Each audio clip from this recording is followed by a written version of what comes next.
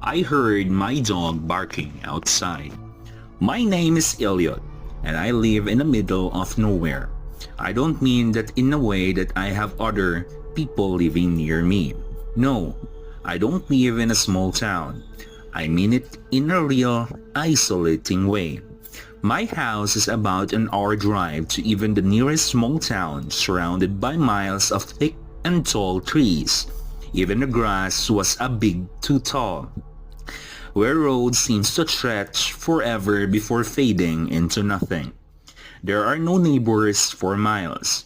The only other living creatures near me are the deer that wander into my yard once in a while, and sometimes the occasional coyote in the distance. I never mind it though. It's peaceful.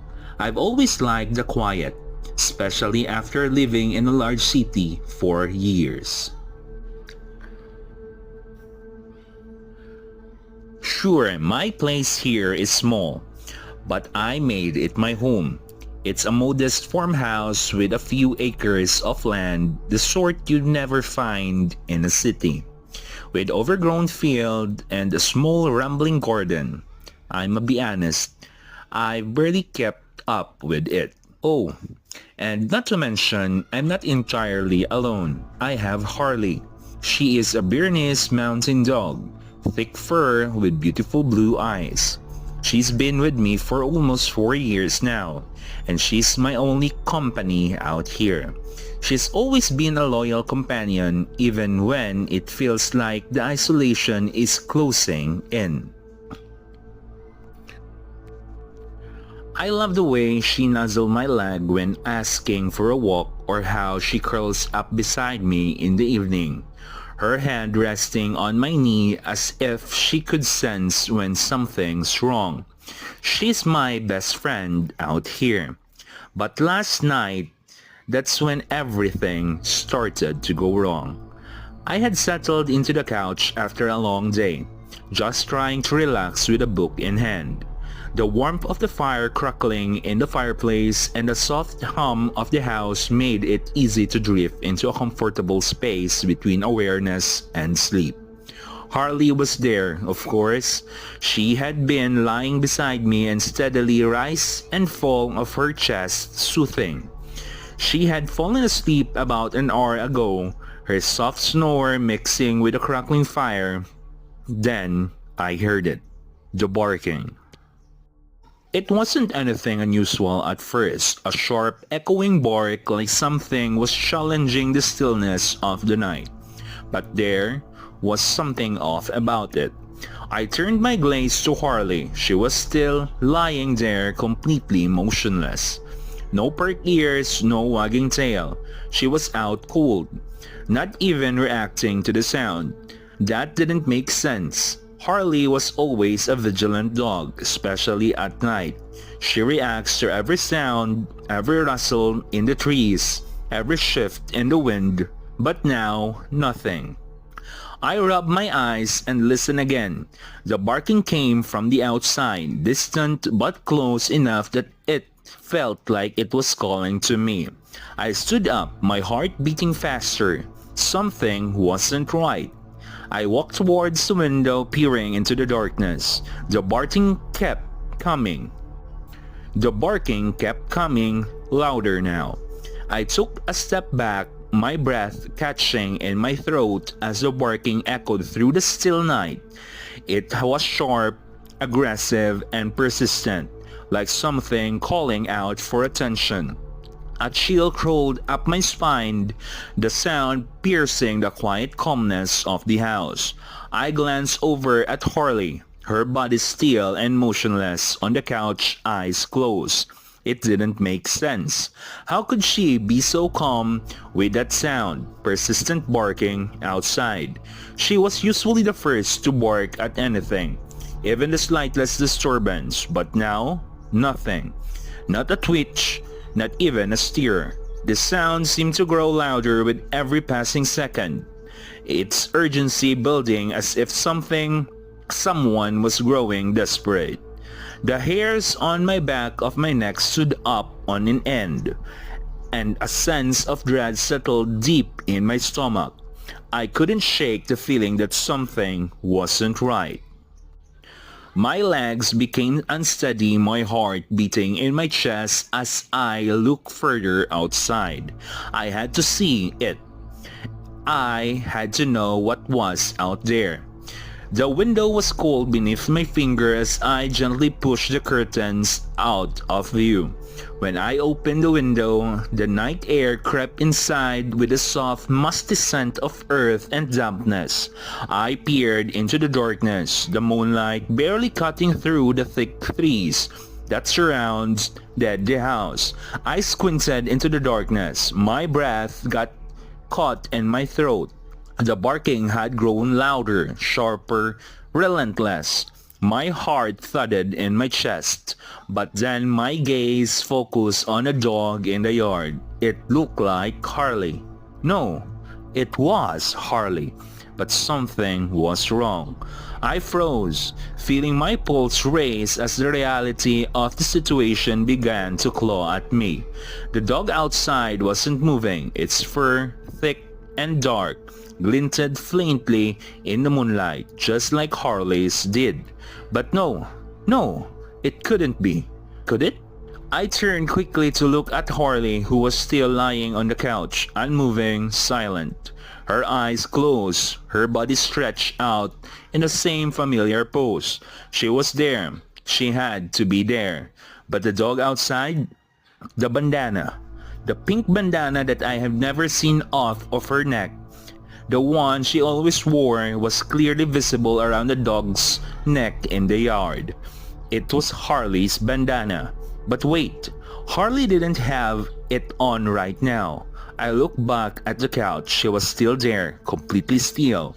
The barking from the outside was close. Now it was real. I could feel it in my bones. I turned back to the window, but the dog outside was still there, frozen in place. Its eyes seemed to glint in the darkness. Then I realized something. I didn't take off Harley's bandana, nor was it in the place I would put it. The dog outside was Harley. So what was the dog, or who was the dog inside? So what was the dog inside? I could feel the air thicken around me, suffocating me, and my heart began to race faster, pounding so fast that I thought I might lose control of my thoughts. I stared at the dog outside, frozen, staring at me. It didn't move, but its eyes, those blue eyes, seemed desperate, as if it were waiting for something. I looked at Harley again. She was still lying on the couch, perfectly still, her head resting on her paws, not moving an inch. No twitches, no little sigh, nothing. What the hell is happening? I blinked hard, hoping to shake off the overwhelming sense of wrongness that had settled in my chest. I had to make sure. I had to confirm what I already knew deep down. Slowly, I turned my back on the window and walked back to the couch. My legs felt like they were made of jelly, but I forced myself to move. I stood over her, staring at the body lying there unmoving. I reached down to touch her. I had to. I need to some reassurance that it was still her. My hands hovered over her fur and hesitated, but then I placed it gently on her back, feeling the familiar warmth. Slowly, I turned my back on the window and walked back to the couch. My legs felt like they were made of jelly, but I forced myself to move. I stood over her, staring at the body lying there unmoving. I reached down to touch her. I had to. I need some reassurance that it was still her. My hand hovered over her fur, and I hesitated. But then I placed it gently on her back, feeling the familiar warmth of her thick coat under my palm. But something isn't right. I pulled my hand away quickly. Her fur, it felt too stiff, rigid. There was no softness to it like I remembered. My breath got caught in my throat and my heart skipped a beat.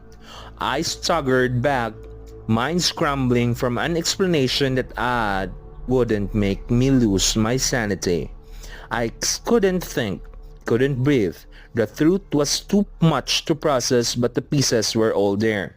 The dog outside, the one with Hardy's bandana, it was her. I stumbled back towards the window. My vision started to blur as I tried to see past the creeping shadows.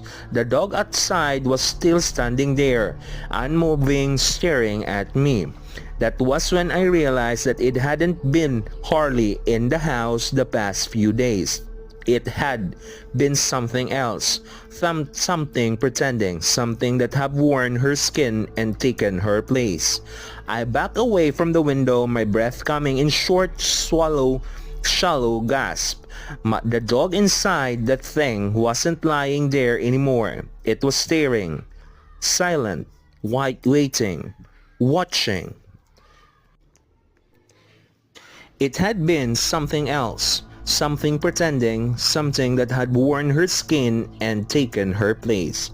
I backed away from the window, my breath coming in short, shallow gasp. The dog inside that thing wasn't lying there anymore. It was staring, silent, waiting, watching. That's when I ran out of my house. I ran towards the yard, my legs heavy, each step feeling like it was dragging me deeper into some unseen nightmare. My breath came in a jagged gasp, my heart pounding so loud it drowned out every other sound, including the relentless barking that seemed to come from nowhere. The moonlight shone on the trees, casting long shadows across the yard. I reached a spot where I had seen the real Harley at, hoping against all reason that it was somehow a mistake. My mind playing a trick on me. That's right, maybe I had imagined it. But when I got there, my feet suddenly stopped and I froze in place. The ground was cold beneath me, but it was the sight in front of me that froze me solid. There I saw her pink bandana, blooded. As I stood there staring at the blooded pink bandana, my thought began to spiral, my mind trying to deny it, but deep down I knew what I had seen outside. What I had thought was Harley wasn't a dog at all. It was a creature. Something that had taken her form, wearing her skin like twisted mask. And now the truth slammed into me like a train. Harley's spirit had been trying to warn me. I had no time to mourn. I had to get the fuck out of there. I didn't have the luxury of understanding it fully before it all shattered. Then around me the air grew cold. I didn't hear it at first. There was no sound, just the presence, something thick and heavy in the air. But then a low guttural growl vibrates through the ground like the dark primal whisper of hunger.